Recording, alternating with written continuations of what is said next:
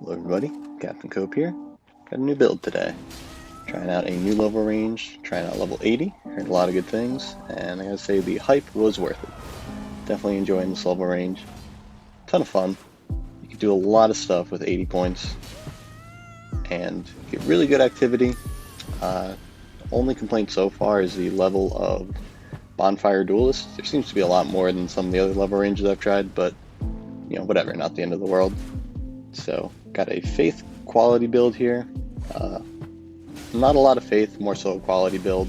Just wanted to check out some of those weapons for basically quality weapons or basically dex weapons and have a little faith requirement. This isn't the strongest build in the world by any means, but it's not what you make a quality build for. You make a quality build for the variety. You can use a ton of different stuff with this. And plus it got that little bit of faith for buffs. And check this out, the hyper armor on the Queen's Black Flame is ridiculous. I tanked that spell and tanked that Ash of War. Basically killed the over-leveled Phantom and killed the host on the backswing there. So pretty awesome, especially considering that I only have 38 poise. Doesn't do a whole lot for you. And here's the stats here, just showing them really quickly. On the left was when I was still making the build, and on the right is kind of where I ended up with. Queen's Black Flame, pretty situational Ash of War in my opinion. Like, you can't just throw it out randomly. Like, if you have people who are really thirsty, coming at you very aggressively, you can kind of bait them into it, get them to walk into it. Or like I had there, pretty much a perfect setup. Sit at the top of the ladder there, get him with it. I don't know what was going on with that first guy's health. He had like 300 hit points, I think. Like, what are you doing with that? Oh, lovely double parry there. Gotta love when that happens. And this is just proof right here that I am my own worst enemy. Amazing start, and I choke so hard. I rolled once to get out of his way. He tapped me mid-roll, and I got knocked off the cliff.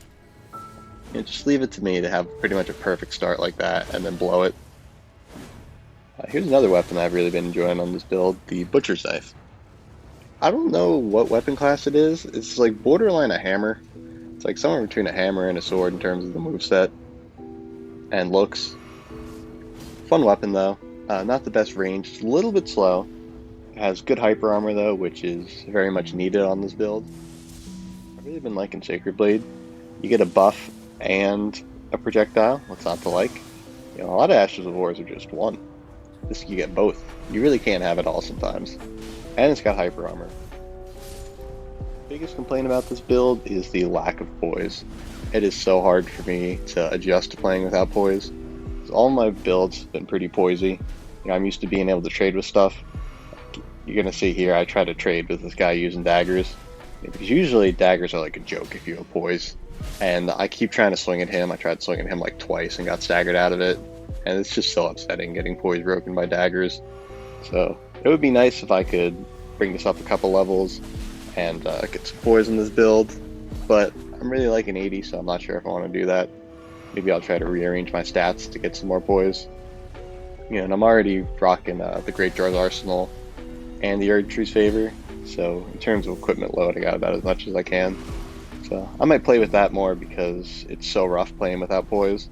But it's kind of a fun learning adjustment too, fun learning curve.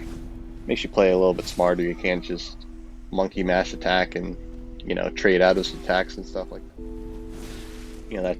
That's been the play for me. Trying to find moves that have hyper armor and Ashes of War that have hyper armor, trying to play around the limitations.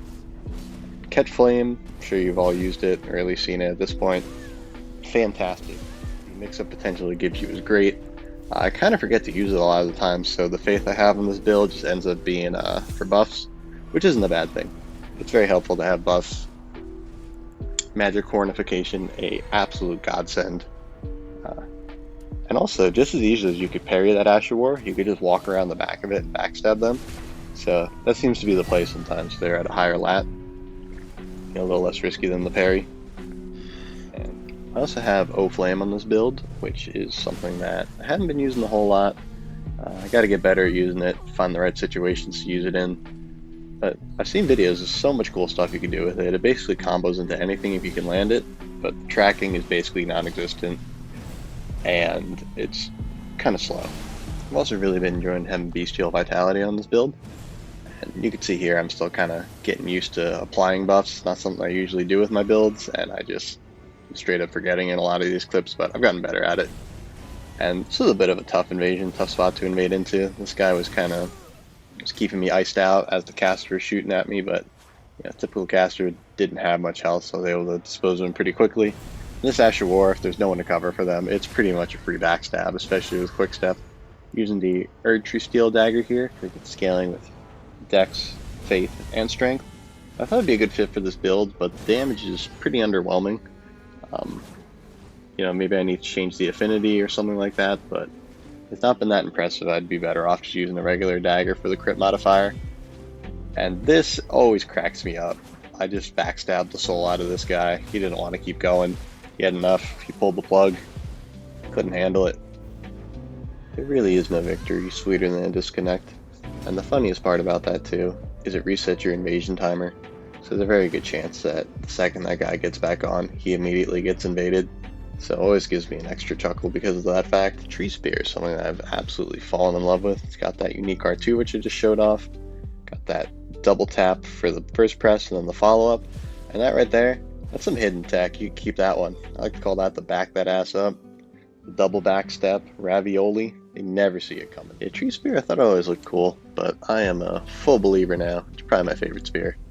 It's got the best range out of every Great Spear if I'm not correct. Plus it's got a unique R2, and that double tap it does at the beginning, it'll proc any kind of multi-hit buff that you have, like Millicent's Prosthesis, which I always keep on this build. You get extra dex too, which, you know, win-win. And that so many people fall for. I don't know what it is. Just turn away, hold an R2, flip it back around when they came near you. Like, I do that with the Claymore a lot. People fall for that shit all the time. That's something I'm trying to work on more. I don't know what the proper term of it is. You know, that neutral jump, 180. I don't really know what I was trying to do there, because it's definitely not wave dashing. I'm just holding crouch, kind of jumping at him like a madman. You know, trying to incorporate some more tech into my plays, get a little sweaty with it. Yeah, I know it's not picture perfect, but this stuff I'm working on. I'm trying to throw a few more raviolis in there. And the sword he's using, really cool sword, cool greatsword.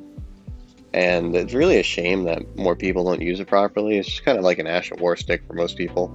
Just keep using that Ash of War. I rarely see anyone actual moveset for it. Most people just use it as an Ash of War stick. Shoot Ghost Flame all over the place, build up Frostbite. Gets kind of annoying. It's a really boring clip here. We should probably speed up this first part. Here we go, sped it up. So he runs, takes me on a nice jog here. I'm getting my cardio in. And actually, it seems like he's just running. This is actually just the longest turn and burn. You know, the longer you wait, the more of a surprise it is when you turn around. And such a wonderful roll catch chain here, if I do say so myself. Chef's kiss. I don't toot my own horn a lot, but I'm tooting the hell out of it right now.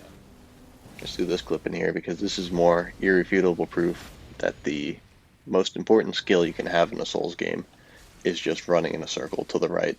The tracking really did not do him any favors there. I just ran a full circle around him and hit him with the backstab, and then the host gets snatched up by one of these monstrosities. No idea what they're called, but RIP. Caught this fella here at a bad time. His friend was down at the bottom of the elevator. I guess he was waiting for him to come up. But remember Crouch Poke? It's still here. It never went anywhere, baby.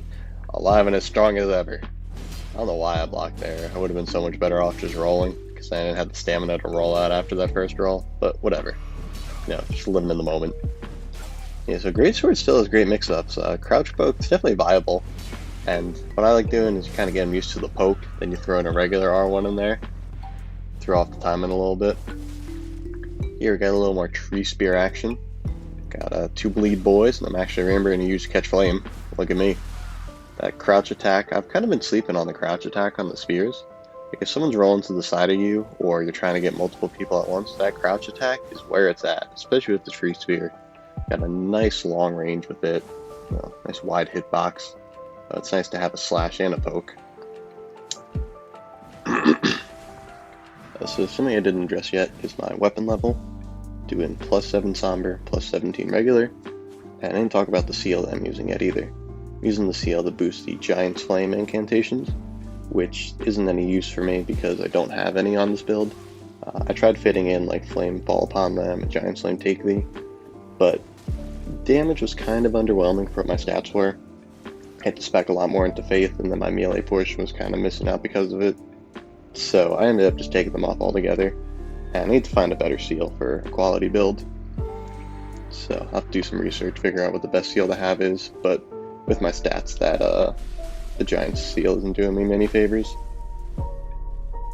Another thing I want to get on this build is some kind of heal for those longer drawn out invasions where you're able to completely disengage, so that'd be good because when you're in a situation like that, you can't out heal. You know, the co-op groups are always going to have more flasks, so you know, some kind of heal spell would definitely work in my favor. I need to get more memory slots though. It's like, oh, that was such a funky backstab there. It looked like he rolled out of it, but I caught him, pulled him back in. That was like an old school backstab. But yeah, I gotta still do some work in this build. A couple more things gotta grab. I'm playing without any kind of cannon or like great bow, which really sucks for passive groups who just want to hang out in the area. Gotta try to get them moving.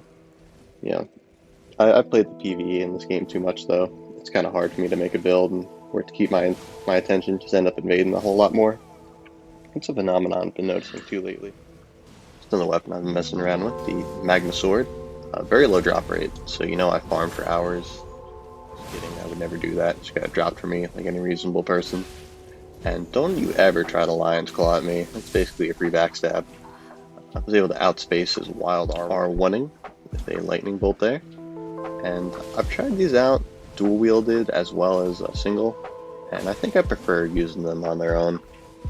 That guy forgets he's out of FP. Still mashing L1 though. Moonveil users, am I right, ladies? R1, the catch flame with the R2 finish.